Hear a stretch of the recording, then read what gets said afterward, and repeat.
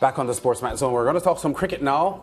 Jamaica Scorpions and Trinidad and Tobago Red Force will clash for the CG Insurance Super 50 Cup final. This after the Scorpions got past the GUY Harpy Eagles in semi-final 2 at the Sir Vivian Richards Stadium in North Sound, Antigua and Barbuda on Thursday night. Shimron Hetmyer top scored with 86 as the Harpy Eagles, batting first, posted a competitive 318 for 9 against pacer Odin Smith's 5-4-65.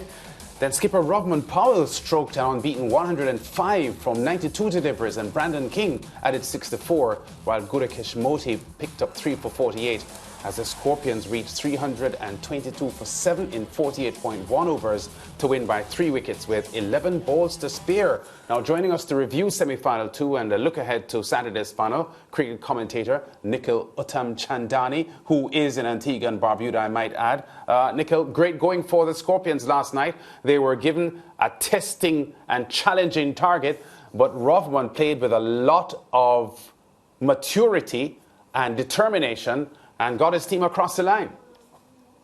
Well, Lance, I think that innings from Rovman Powell is mind-blowing. And I say it not because of the manner in which he scored that 100. It was fitting to hear him say after the game that that was his best 100 in his opinion. And even after scoring and starting the year with the T20 International 100, to hear him say that, I think, is just a testament to how good he's been in this tournament. I look at his numbers going into that game, averaging 50, but the fact that he was able to deliver under pressure, knowing the situation, you're chasing over 300, and knowing that the batting lineup has been a bit volatile, has been a bit weak, and still able to produce with all the odds stacked up against him. He struggled against left-arm spin in this tournament, and Guyana had 2 quality left-arm spinners in Permal, Moti. He withstood that storm, and once he got past that, well, then it was just typical Rovman Powell dominance. And that 105, we've had 300s now in the 2 semi-finals. For me, that Powell 100 is probably the best of the best that I've seen in a long time. Yeah, Leon Johnson is a very highly rated strategist, and there are a lot of Caribbean cricket fans who think that he's one of the best captains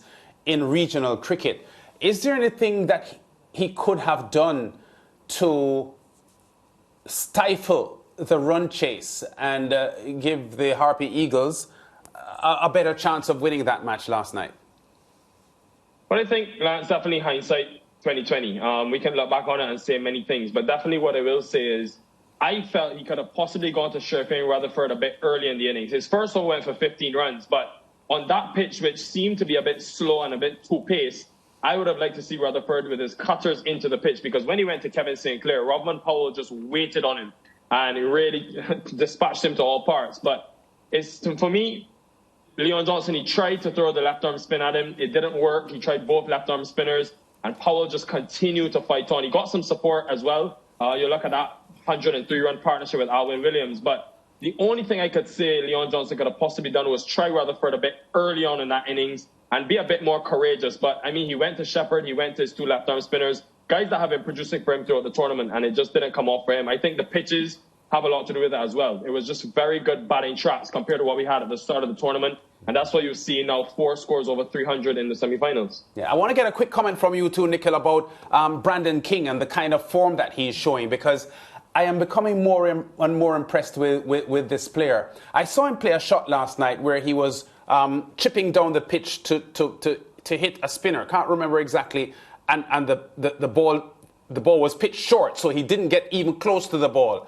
And instead of adjusting his shot and maybe playing defensively, he went through with his shot, but he was able to control the shot, keep it hard and low. And it was just a moment for me of a player that has confidence and trust in his technique. Well, that's what I'll say on Brandon King is I think one of the most talented individuals that we have in the region. And he continues to show it, not only in this tournament, but in the CPL as well, where he scored that 100. But what you mentioned there is his ability to drive the ball on the up, which is something that not a lot of batters, forget in the Caribbean, in world cricket, they don't have. And that ability to drive the ball on the up has paid dividends for him. It's also gotten him out a couple of times against the seam, because he just missed 5 times against pace bowling and just once against spin.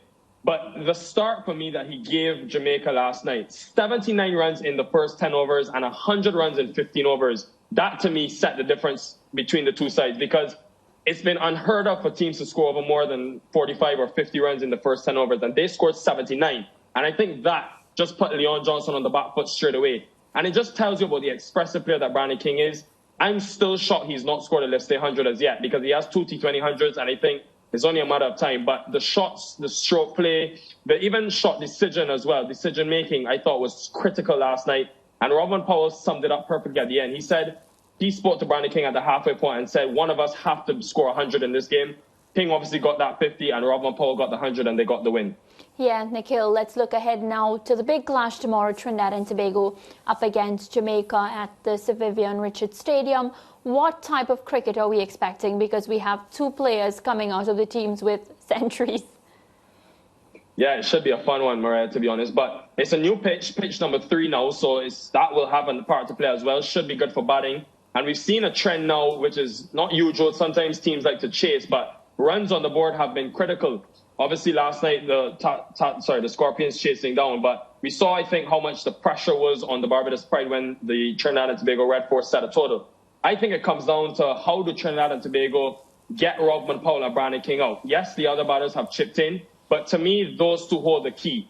And listen, Rodman Powell in international cricket, we know he struggles against leg spin, and we know he struggles against left-arm spin. Averages only 11 against left-arm spin and 17 against leg spin in ODI cricket. But the way he batted last night against Pramala Moti, I think he's going to be looking forward to challenging himself against Akil Hossain and even against Imran Khan if he does play and gets the nod. So I'm excited about this matchup. I think the Red Force, of course, have got a dominant batting lineup. But as the Barbados Pride showed, there is sort of loopholes within that bowling attack that you can get to. If you see out Narayan and they're able to just sort of still score against those 10 overs, there are others that you can look to attack. I think it comes down to how well does Rodman Powell and King bat, but also how well does Powell play the spin. That, to me, will be the key element. And if the Jamaica Scorpions chase in that game, no total is safe. Right, no total is safe. So let's hope, well, for those who are supporting Trinidad and Tobago, that, they don't get that chase from Jamaica, because, as we know, Jamaica can be extremely deadly. Odean Smith, though, he was brilliant with the ball in that matchup. Do we expect to see him do similar? Well, I mean, now you look at this tournament, 13 wickets in 7 matches for Odean Smith. And even though he's been a bit expensive, I've loved when he's gone to that good length. And I think he's got a lot of success. And it's something he's done in international cricket as well, in the middle overs where he's growing a lot more comfortable in. So I think he's coming on really well. That innings he played last night was crucial just to ensure that Rodman Powell stayed and, didn't rush anything, didn't panic too quickly. He played and sort of managed his aggression so well. I think he's becoming a very good all-round cricketer. Consistency is the thing I think he'll be still searching for, because we know he has the ability and the talent. But with that pace that he can bowl and the power that he possesses with the bat in hand, if he can be a bit more consistent with the ball in hand, I think there's no stopping him. But a season like this, after just playing 6 1-day internationals, a season like this in the Super 50, taking 13 wickets and averaging 20, will surely cement his place going forward in the West Indies 1-day international team. Yeah, all right, Nikhil, we're going to leave it there, and I suspect we'll probably talk to you on Monday reviewing what happened in that final, which I agree with you is going to be a gripping final. The Jamaica Scorpions had lost 2 of their first 3, and I think the Red Force had lost their second match, but both have played undefeated towards the back end of the group stage, and have improved as the tournament has gone on. So we expect a great final. Thanks, man. Should be a good game. George and Lance against Mariah. Looking forward to it. George never really supports, though. Yeah, well, okay. And Lance is more Trinidad than George. Until they win. George doesn't support until they win. When the Scorpions won when the Talibas won the CPL, he was very happy. Yeah, and Nikhil, Lance is known for supporting Trinidad. I have to say that. To be fair, Lance, I can't remember picking Jamaica to beat Trinidad in a white ball game. I've always picked TNT to win white ball cricket over the Jamaica's franchise. But there's something about the Scorpions team at the moment that looks pretty potent. And I might depart from my normal trend. Rodman Powell to prove you wrong, Lance. Looking forward to it, man. Cheers. All right, thanks. Okay, Nikhil. Yeah, we've got to go to break. And we'll talk to Nikhil again on Monday. Game on. Yeah, okay. Back with more on the SportsMax Zone after this.